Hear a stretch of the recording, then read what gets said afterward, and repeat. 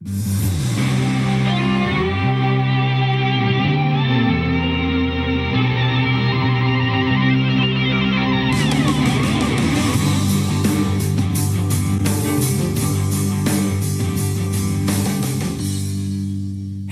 everyone, and welcome to this Salesforce Live broadcast. Live, I just said it, from San Francisco, California. And today we're talking all about coaching your sales reps to drive performance and win more deals. We've got some great guests in our studio and joined via Skype today. First to my left, it's Jason Jordan. He's a partner at Vantage Point Performance and also the co-author of this book, which I have read, and it is excellent, and it's called Cracking the Sales Management Code. Jason, could you please tell us some more about yourself? Sure. Thank you, Steve. As you mentioned, I'm a partner with Vantage Point Performance, which is the world's leading training and development company focused on training and developing exclusively sales managers. And since we focus on frontline sales managers, we have a lot of energy around the topics that affect sales management, such as pipeline management, forecasting, using CRM data to better manage the Salesforce, and of course, sales coaching, which we think is the most important role of any sales manager. So I'm really excited to be here today with you and Keith and to talk about this really, really critical topic. Okay, great. Thank you so much, Jason. And yes, we're going to dive in deep. So keep on listening and taking notes. We're also joined remotely via Skype from an undisclosed top secret location in Long Island, New York, by Keith Rosen. Keith is the president of Profit Builders. Keith has written a few books, I believe 4 books. This is the book that I have in my hands here. It's called Coaching Salespeople into Sales Champions. It's Keith's most recent book, but Keith is also working on a brand new book. So Keith, tell us more about yourself and this project and this mission of yours that you are on right now. Thanks, Steve. A pleasure to be here. Actually, I am not on Long Island right now. Kal-El, as we know, Superman, has rented out his Fortress of Solitude, so I'll be here for the next week. For the last 25 plus years, I have had the pleasure of working with thousands of salespeople and thousands of managers in over 5 continents, in over 50 countries, especially working with sales leaders so they can develop a team of champions by first becoming a world-class coach. Now, I'd also like to say this is the first place I'd like to make an official announcement that I am actively working on my next coaching book as a follow-up to Coaching Salespeople into Sales Champions. I'm on a quest, and I absolutely believe that every organization in the world deserves to be led by world-class coaches. So I'm on a coach quest to globally transform caring leaders into world-class coaches, and I invite everyone to join me. You know, it's really interesting, Keith. I was talking with my wife about, the top quality to be a great coach. I said, it's really all about giving people the answers they need, right? And my wife was like, yeah, that's it. And I said, no, it's about asking the right questions that emit the right outcomes from them. So I really did pay attention to this book. We're also, in addition to being joined by Jason, in addition to being joined by Keith, we're also joined by all of you. And we really are eager for you to participate, to pose your questions to us during this broadcast so we can answer them for you. And the person who is going to be the conduit for us is the only person on this broadcast who is wearing a necktie, and his name is Dustin Finkel. Dustin, please talk to us about how people can join in today. Absolutely. Thank you so much, Steve, and welcome everybody to today's webcast. Yes, you can go ahead and utilize the hashtag Salesforce Live via Twitter to ask any question to today's panel. You can also go ahead and take a look at the right-hand side of your screen. There's actually a social stream there for you to utilize as well. Ask any question, hashtag Salesforce Live. We'll go ahead and take a look at it today and see if we can get that answered. Thank you so much. Back to you, Steve. Thank you so much, Dustin. And Keith, let's start with you. We're going to dive right in. Your quest notwithstanding, why, when you turn to sales organizations and you look at sales managers, should they really even care about coaching when, quite frankly, they've got the target at their head and it's all about bringing in a number every single quarter consistently and predictably? Where does that soft coaching come into play? Well, let's start off right now. What is the primary objective for every sales leader? It's not to hit your numbers. Now, don't hang up yet. That's a byproduct. The primary objective for every leader is to make your people more valuable. And you do that by becoming a world-class coach. So if you ask sales managers and sales leaders across the world, what's the first question you think about when you wake up in the morning? They'll say, what do I need to do to hit my number? That's the wrong question. The question that you need to ask yourself is, what can I do today that's going to make my people more valuable than they were yesterday. Because when managers truly make coaching a priority, they're authentically making their people a priority. That's really interesting. And quite frankly, I've got another question that's a follow-on to what I just asked you. You did a great job of responding to it. And I want to pose this to both of you, and I'll start with you, Keith, and then turn to Jason, which is, we're talking about managing, we're talking about coaching. This is going to be a recurring theme of the distinctions between managing and coaching throughout this broadcast. But what I really want to start with you on, Keith, is really at an intro level, at a one-on-one level, what are the top distinctions you draw on that differentiate managing versus coaching? Quite frankly, I don't draw a distinction between the two, Steve. To me, if you look at the umbrella of leadership, every leader has responsibilities. We're not changing your roles here. We're actually trying to make your life easier. And we do that for every manager who develops into a world-class coach. By default, they're going to hit their numbers. They're going to retain their top people. They're actually going to get their day back. Yes, you will actually have less problems coming at you as well. So it's not that your role as a manager is changing. It's how you go about engaging and communicating as well as developing your people. So, Jason, I'd love your perspective on what Keith just said. Keith just said, hey, there's not really a huge distinction between managing and coaching. I don't want to draw too much into what I'm about to say here, but does that mean that every manager can be a great coach? Well, we hope so. I think that you make an interesting point, though. This distinction between managing and coaching is a little false. And I think the distinction between managing and coaching that we've drawn historically has done a disservice to sales managers. If you talk to most sales managers about coaching, I think their head comes off and goes into a different space. And we leave our job as a manager and we go coach. And then we come back and we do our job as manager. And I think the real goal ultimately would be to integrate coaching into those management tasks. And I'll give you a very specific example. Pipeline management is something that sales managers are tasked to do, and primarily because that leads to forecasts and senior leadership. And so we did some research late last year with the Sales Management Association. We discovered that 72% of business-to-business organizations expect their managers to be meeting more than one time a month with their salespeople to review the sales pipeline. And the average meeting is 53 minutes. So if you think about how much time is being spent managing, right, talking about the sales pipeline, if we could turn those conversations into coaching conversations, we've probably doubled or tripled the volume of coaching that's taking place. And so I think that the more we can take coaching and put it inside managing, I think the better chance we have of really turning managers into world-class coaches. That's really interesting, and you almost anticipated what my next question is going to be, Jason, which is, I think when a lot of sales managers think about coaching, they think about coaching for what they're responsible for, which is outcomes and results. And so I think, as I remember, you talked about this in your book, about a typical conversation between a manager and a rep, which will be around results and outcomes versus around what you say is just one of the elements necessary to crack that code, which is about coaching around activities and really improving your ability to execute, or improving a rep's ability to execute against an activity. So it's a real shift, coaching around activities versus coaching for results. Can you talk more about this? Absolutely. And as I was reading Keith's book, this struck me as something that we are so solidly in agreement on, among other things. Sales coaches focus on outcomes.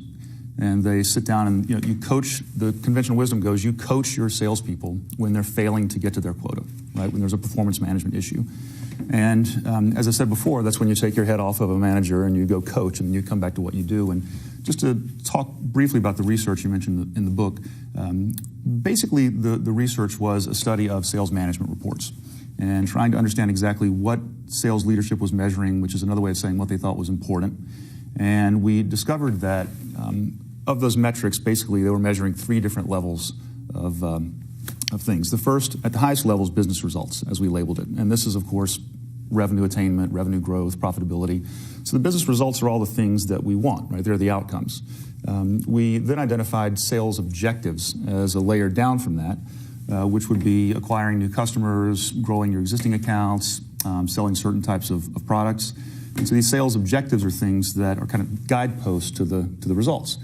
And then finally, that was only 13% of the metrics that people were reporting were sales activities. And these are the things that people actually do.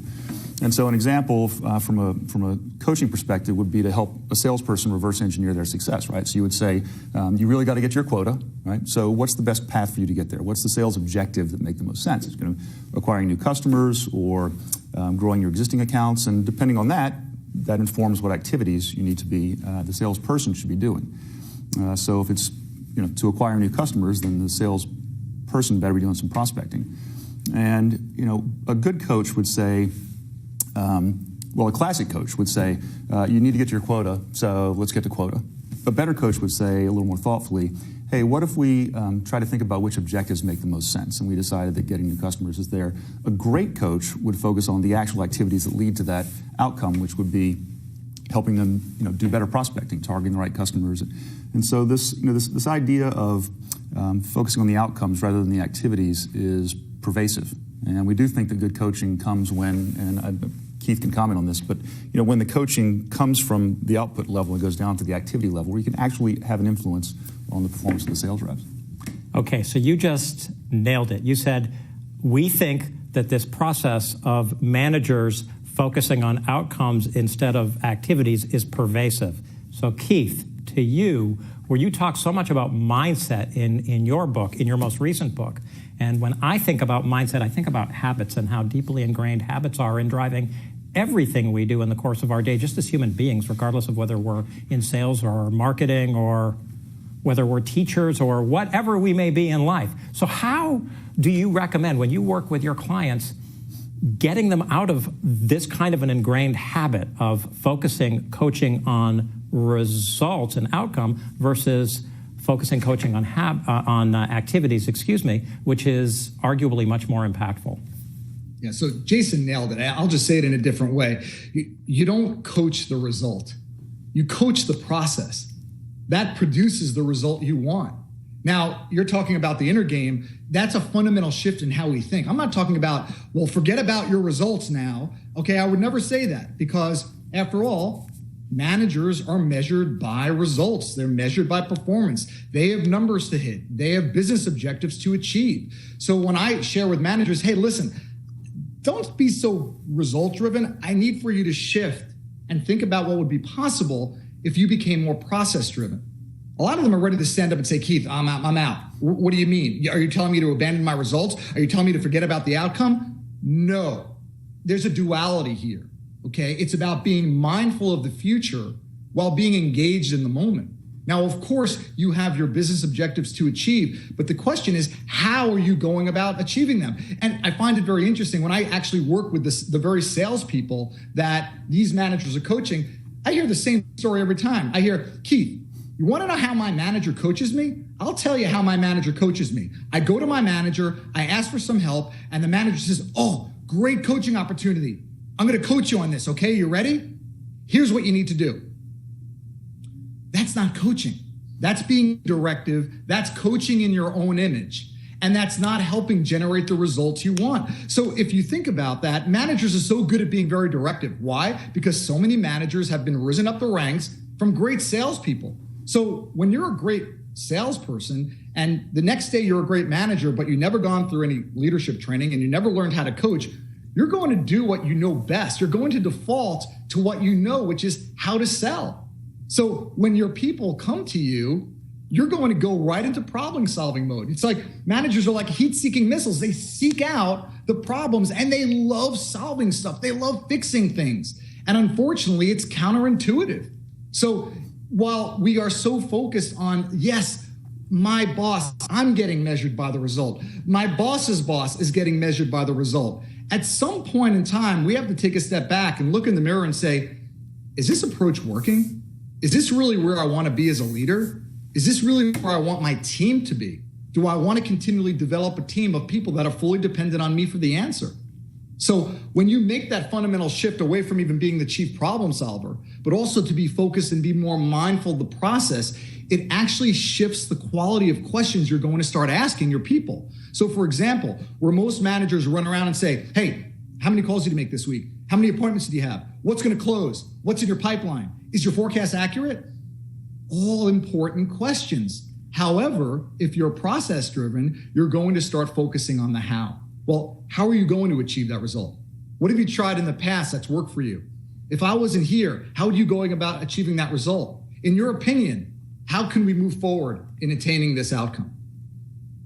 So this is fascinating, and you anticipated a question that I intended to ask later on, and I want to turn to Jason with this question as well. And that is that in your book, you talk about the importance of, as a manager and a coach, detaching oneself as a coach from outcomes. And you did a great job of talking about that. And I made the joke about my wife, asking great open-ended questions to elicit more of the how versus prescribing the what. Jason, how does this jibe with what you find in your practice and working with clients in terms of coaching versus, or the distinction between coaching and managing? I don't want to say the word versus, okay? Right. I just edited myself. And really detaching oneself as a coach from outcomes. Well, I think it was, as I was, again, reading Keith's book, I thought this was a really fascinating point.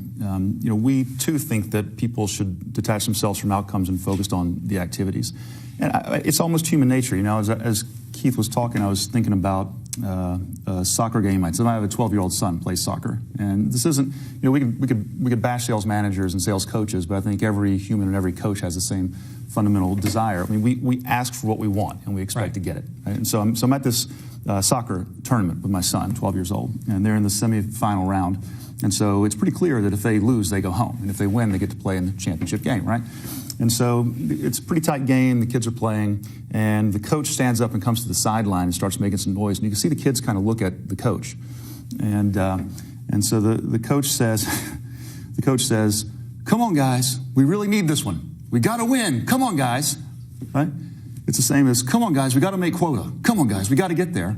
And the kids all stopped when they saw the coach step to the sideline, and they were expecting some coaching, right?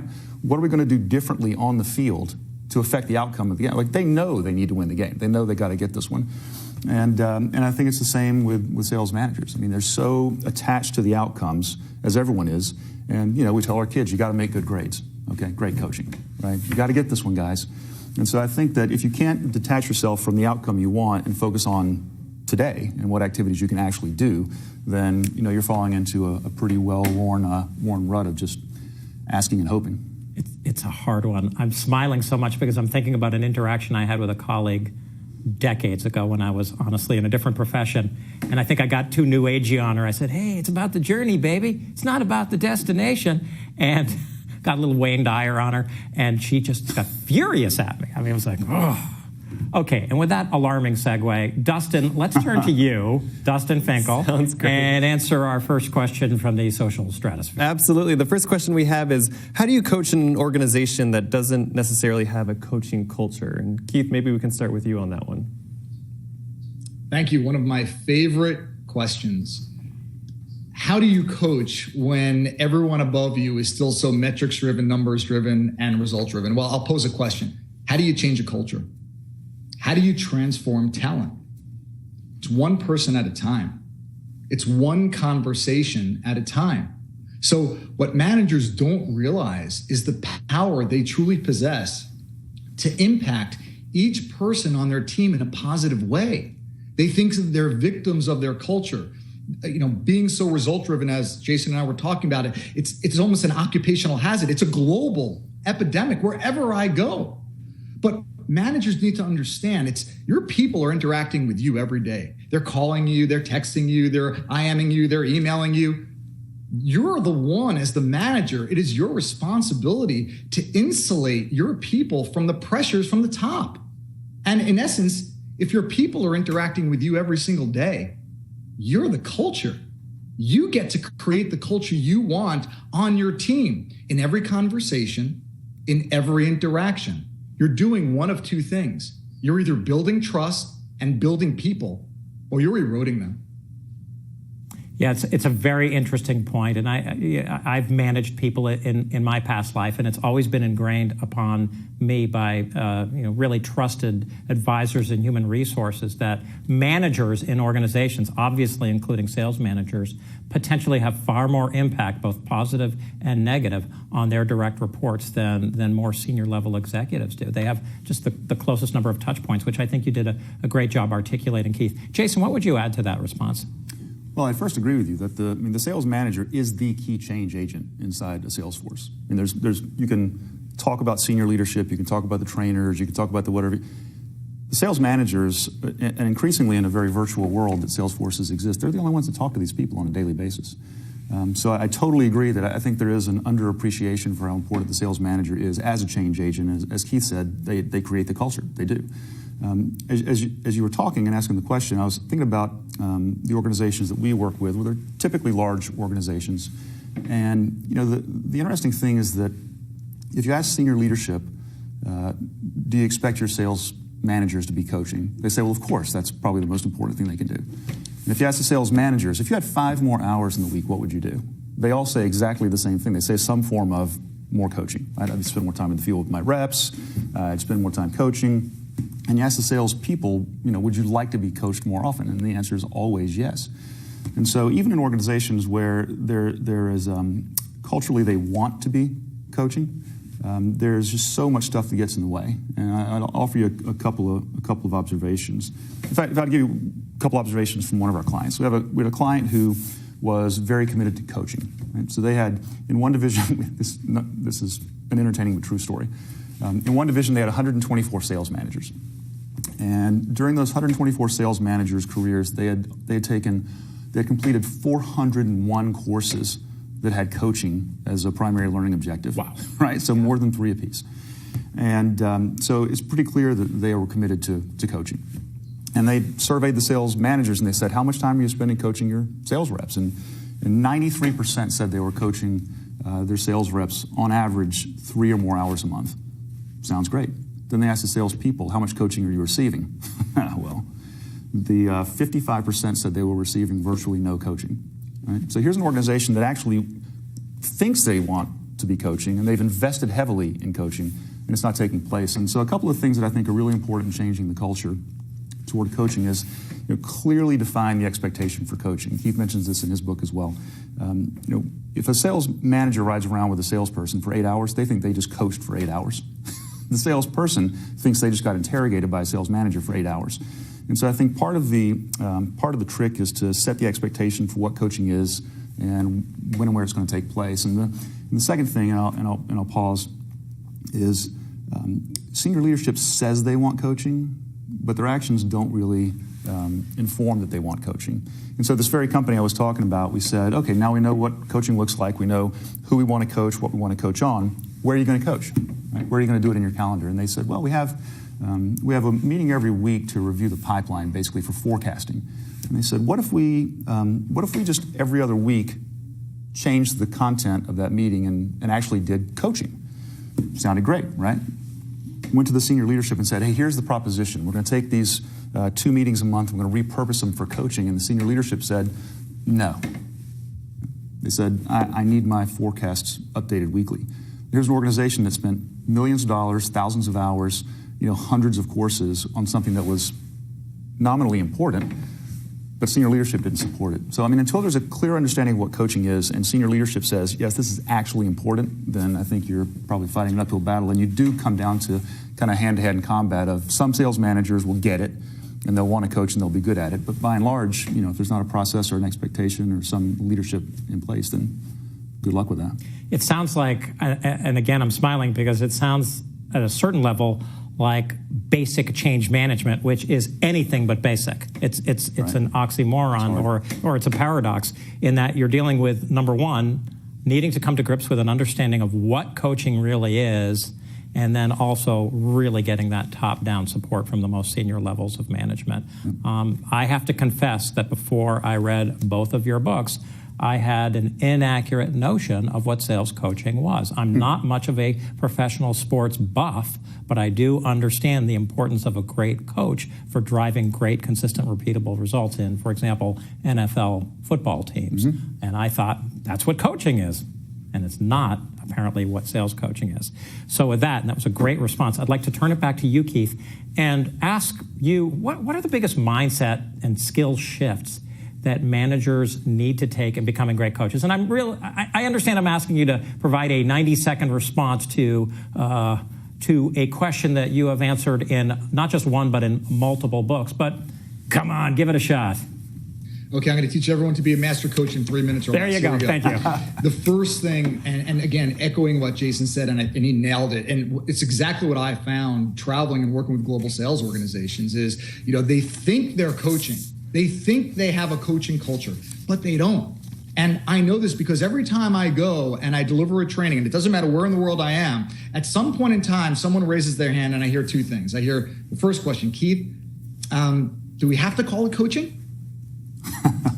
And the second question is, do I really need to be coaching my people? I mean, come on. I mean, I'm hitting my numbers, things are okay, status quo. Do I really need to be changing and, doing this whole coaching thing that they call it?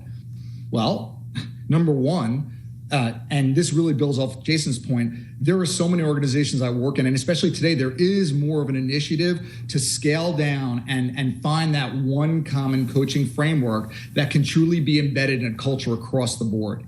And because when you have so many different models out there and so many different definitions of coaching, it just gets diluted. Mm-hmm. So when managers tell me, hey, Keith, do we need to call it coaching? I know where they're going with this. And where they're going with this is somewhere at some point, coaching was branded as a dirty word. So why is it branded as a dirty word? Well, I'll give you a few reasons why. Number one, managers say they're coaching, but when are they coaching? Often I see managers, they tell me, well, Keith, I coach when there's a problem. I coach my underperformer. And in the same breath, they'll ask me, but I don't understand why my top performer doesn't want to be coached. Well, how have you positioned coaching in the first place? Did you position it as the broken wing mentality, as in you're broken, you need fixing, therefore I'm going to coach you? Then what top performer or even mid performer would ever want to be coached? So there needs to be a reset of expectations. The first thing managers and organizations need to do is, what is our definition of coaching moving forward that we can all agree upon? Now, I have a very long academic definition of coaching, which I won't bore anyone with, but my short definition of coaching is very simple. It's the art of creating possibility. Okay. Now, it's not the science of driving your own expectations and agenda, which is what many managers wind up doing in a conversation, which goes back to that whole detaching from the outcome. So once expectations are reset and there's a common ground of what coaching is, why it's important, and most important, what's in it for you, you create that alignment, you create that buy-in, and then coaching is much more well received. Quick follow-up question, and I want to hear from you as well, because I realized you were just about to say something. You talked about coaching for top performers, coaching for bottom performers. What I didn't hear you mention was coaching for those core performers, not the top 15%, not the bottom 50%, but that middle 60%. Is that something you stress of being of a high level importance to your clients? And same exact question for you, Jason. Then I want to hear what you were just about to say. Well, I'm sure... I'm sure Jason has a good data point on this. I'll just share with you my experiences. First of all, it's the ABCs. It's very simple. If you're a salesperson or a sales manager, you're probably familiar with the ABCs of selling. Always be closing. Well, as a sales leader, that changes to always be coaching. And that means coaching everyone, your A players, your B players, your C players. Not only coaching, and not only coaching consistently, but coaching effectively. Again, I know a lot of managers that say, well, Keith, I've tried everything. No, you haven't, okay? There are other things that managers can do to change behavior and drive the impact that they can. That's fascinating. It's so funny because 30 days ago, we were joined by two social selling experts right here at Salesforce Live, and they said, don't you know what ABC stands for? It stands for always be connecting. But I digress. Jason, you were going to have a comment before. Well, to answer your question, I think, again, to ask who you coach is, as we open the conversation, kind of drawing the distinction between managing and coaching. And I think that if you can integrate coaching into managing, then everyone gets coached. Right? I mean, everyone's going to have a pipeline management discussion with you 53 minutes a time, several times. So if you can turn management activities into coaching activities, I think everyone gets coached. And I think that's the ultimate objective. I mean, whenever we say, oh, no, it's time to coach someone, then we're off to a bad start, right? Because, again, we're taking our head off and we're going to do coaching stuff, and then we're going to go back to what we do every day. But I was laughing as Keith was talking because the company I just mentioned, where they had the 124 sales managers and 400, when we started to roll out the training program, they said, we got to come up with a name. And we said, well, how hard can that be? And they said, well, we can't call it coaching. They said, we got to come up with somebody. They said, everyone's been coached. They've been trained so many times to coach that if we call it coaching, no one's going to come. Like literally no one will sign up for the course. So we called it pipeline management, or, something that sounded more managey, than coachy. And so it is very true. I mean, coaching, like sales process and many other, terms, have been thrown around so many times, and they failed so many times that, sometimes you do have to just sneak it in on them. So let's turn what you just said around a little bit. We're talking about how coaching is a dirty word, et cetera, et cetera. It's so funny. I was laughing because I was thinking about my manager and I. We have a very, very strong and good relationship. But there have been those occasions where we come out of a meeting and he says, Steve, I'd like to give you a coaching tip. And that means, okay, I said something really bad in that meeting. I'm about to get slapped for it, which is funny. But what are the barriers to being an effective coach? I mean, we've been talking about what's required to be a great coach, but what are the impediments, Jason? Well, actually, that might be a question that Keith can answer better about, what's an impediment to being a coach. We look a little more organizationally at it. And as I said, there are organizational barriers. Even if you can be a good coach, even if you know how to coach, there are just so many issues that you have to overcome. It is cultural. It's the fact that coaching isn't clearly defined, as we've talked about. It's the fact that there's no place in the calendar for coaching to take place. And it's the fact that no one measures coaching. I mean, of the 306 metrics I mentioned before in our study, there were exactly 6 on coaching. There were 4 on the volume of coaching and 2 on the quality of coaching. And there were just as many on forecasting, which is exactly the point from earlier that, coaching's kind of important, but, we're not going to actually measure it. We're going to focus more on the important stuff, like how many people are making quota. And so, when I look at the challenges and barriers, I see the organization as the barrier. But I mean, Keith could talk to you certainly about getting people's headspace in the right place. Okay, thank you, Jason. Well, Keith, you've been thrown the ball, and so we're tossing it to you.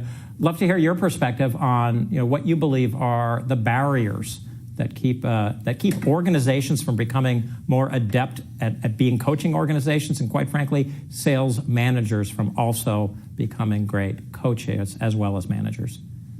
So there are a couple of things that I've never seen. I've never met a manager who loves to fire people. Okay, and I've never met a manager who doesn't want to make some impact on their team, on their organization, both professionally and personally. These managers care, and they just don't have the tools and the processes, which Jason talks a lot about, on what is coaching best practices. How do I coach? How do I get my people bought into coaching? How do I create that alignment around coaching and business objectives?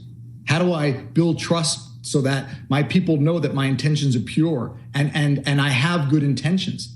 So most of the managers I work with are really, really smart people. And you know what? They're also very good at over-engineering things. So my job is to actually simplify things. Mm-hmm. What really gets in the way, if we really look at the inner game and we look at the head trash where managers get stuck, it's 4 things. It's fear, it's perfection, it's being a control freak, and it's their definition of what confidence means.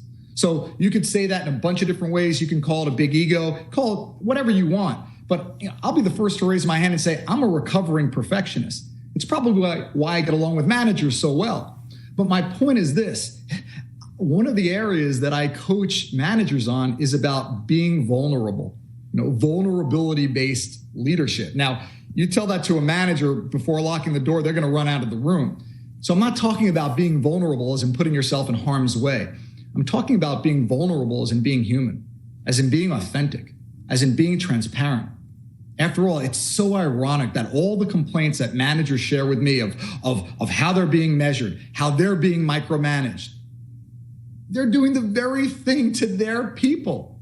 So at some point, we need to break that cycle. We need to welcome ourselves back to the human race, foster deeper connections with our people to build the trust needed for coaching to be effective. And that also means actually parking your perfectionism at the door and letting go of control. Because if you keep going out and solving every problem for your people, you become the bottleneck. You have decisions that you empower your people to. Have you ever empowered someone to make a decision and then pulled it back? That's disempowering. So now all these decisions are on the manager's plate and they become the bottleneck. And the real irony is, of course, is when people come to you as a manager and they say, hey, boss, I need your help. I have this challenge or problem. And then you fix the problem for them. Well, now it becomes your problem and you're fully accountable for it. And you haven't taught them how to deal with a similar dilemma or situation in the future. That's nope, just building dependent people. It's like if I never taught my children how to use utensils, I'd still be spoon feeding them to this day. Okay, I'm not going to go there. Because I will never be hosting a Salesforce Live broadcast again. Thank you very much. I'm not even going to think where you're going, Steve. Okay. Well, if you get fired here, you're welcome to host our broadcast. Thank you very much. I'll be moving to Virginia very shortly. I want to go to you, Dustin, but I want to first, before I go to Dustin, I want to go back to you very quickly, Keith, which is that indeed, and this is not a question we had discussed, when we had spoken earlier this week and last week, but you do talk about fear in your book. And can you just delve into that more? Is it that managers, when they're talking with their people, should be embracing fear? I mean, we're all humans and we all experience this. And let me be more specific. You've got a $500,000 deal. It's riding. And by the way, I don't carry a quota, so I'm completely making this up. It's riding hard. It's the key to making your quota for the quarter. It was supposed to close on Friday, and you don't hear from your customer on Friday. You reach them. You try and reach them. You can't get to them. And so now this is going to hang through your weekend. I mean, that to me would be an example of fear. How do you coach managers and people around this? Or is this something you don't even deal with? Oh, I deal with this every day. Actually, it's more of the advanced course of leadership coaching. Human nature, we unfortunately are driven by fear. We're driven to avoid consequence. And I always find it very interesting that when a leader, a CEO, anyone calls me and says, hey, Keith, I'm looking for some coaching. One of my first questions is, okay, great. So what are you hoping to gain from working with a coach? What are some of the things that you're hoping to achieve? And the first reaction I always hear is, well, Keith, let me tell you what I don't want. I don't want to have the job I had. I don't want to have the boss I had. I don't want to have the responsibility I had. I don't want to deal with the same challenges and problems I had before. And they'll go through all the things based on their experience of what they don't want. And after they share it with me, I'll very kindly and very politely say, thank you for sharing that. Now, can you please answer my question?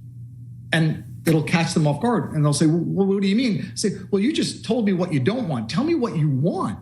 And that's where people get stuck. We are so clear with what we don't want because what we don't want is based on our experiences. But we're not always very clear with what we do want. And I'm not just talking about hitting your quota or hitting your number. I'm talking about the vision that you have for your organization, the vision you have for your team, for your people, as well as for yourself. Because if we're not clear with what we do want, but we're really clear with what we don't want, then our dreams and goals, they don't stand a chance. So we're always going to default to fear. And the real problem is those fears are riddled with assumptions. So think about this for a second. If you take any example where a manager is engaging with their people, one of their direct reports comes to them and they have a challenge. What does the manager immediately do? They search their database for a similar situation, a similar experience they had in the past, and they react accordingly based on fear, based on their experience. And if they're not asking questions and they're not assessing, they're filling in the facts with assumptions. So now the real danger is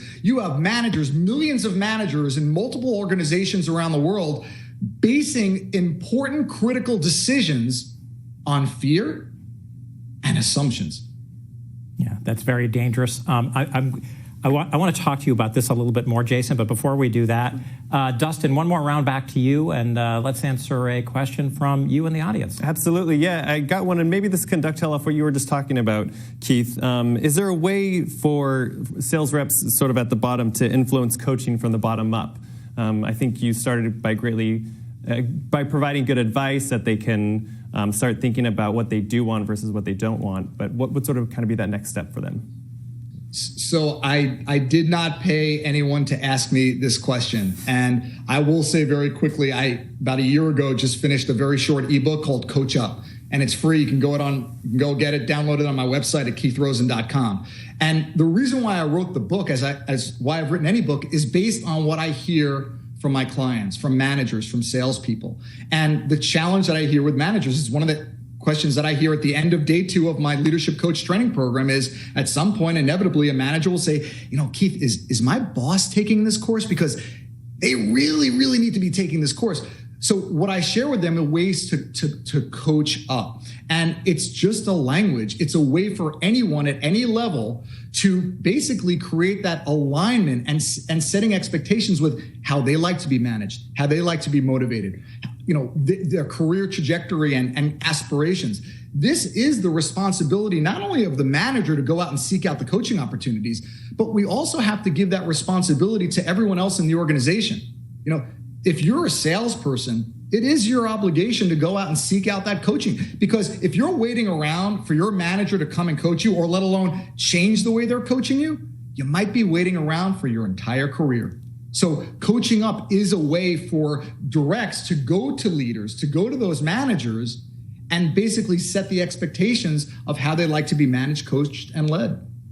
That's a great response, and it's interesting because as you were talking about coaching up, I was thinking about the opportunities we all have for self-coaching, for self-management, and for managing up. Jason, I want to end this broadcast today with you, and a very important concept that you lead your book with, and it takes us a little bit further away from coaching, but it's still related to coaching, and it's all about what we've been talking about today, which is the importance of processes, the importance of defining those processes, of coaching around activities versus coaching around results.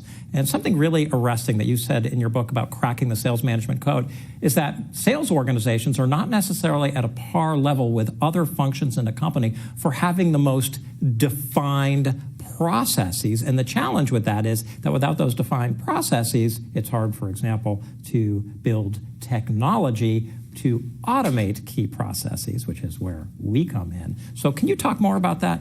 Yeah, I'd love to. I'm glad you brought the technology around because integrating it into this conversation is pretty important. So you mentioned sales versus other organizations. I mean, if you look back in time, if you look back 100 years, manufacturing had set about laying out their processes. They had charts on the wall with boxes and arrows, and they had metrics, and they had total quality management come along, and all the statistical process control. And when IT came along and said, hey, we can help you automate this, we have computers, they said, great. Now we can get real-time reports, we can get deeper insight into how the processes are working. And then ultimately, IT came to the Salesforce and said, we're here to automate your processes, Salesforce automation. And sales' response was, well, that's not exactly how sales works. Hold on just a second. Right? This is sales. This isn't manufacturing. And so, our observation is that what happened is we've gotten really good at creating a lot of reports. But the technology has evolved faster than sales management's ability to use the data. And so I mentioned this last year at Dreamforce. I'll be talking about it again. The task to really get the most out of CRM is to enable sales management to get the most out of CRM. The tools are great. They've been evolving for 30 years. But CRM is a decision-making tool without decision-making rules being taught to the users of it, which are the sales managers. And until the sales managers can take all that data and look at it and say, okay, there's an issue with the results, and we're not getting what we want. And then they can say, and here are the objectives that we've given to our sales force, and here are where those problems are. Then they can say, oh, and based on that, I can now see that here are the issues with the salespeople's activities, and I have metrics around that. Until they can do that, can they actually take CRM and turn it into a really productive coaching tool and stop saying, got to get this one, guys. Yeah, it's really interesting. Thank you for that perspective. I'd like to thank you, Jason, for coming here and joining us in the studio today. Keith Rosen, thank you so much for joining us wherever you are. We have absolutely no idea. And quite frankly, it's none of our business. And Dustin Finkel, thank you so much. And most importantly, thank you for joining us. I have a request. Did you hear Jason mention this little event that we call Dreamforce? Please, if you're a member of our community, if you're not a member of our community, really consider joining us in San Francisco between October 13th and October 16th at Dreamforce. You can learn more at dreamforce.com. And thank you so much again for joining us on this broadcast today. Bye-bye.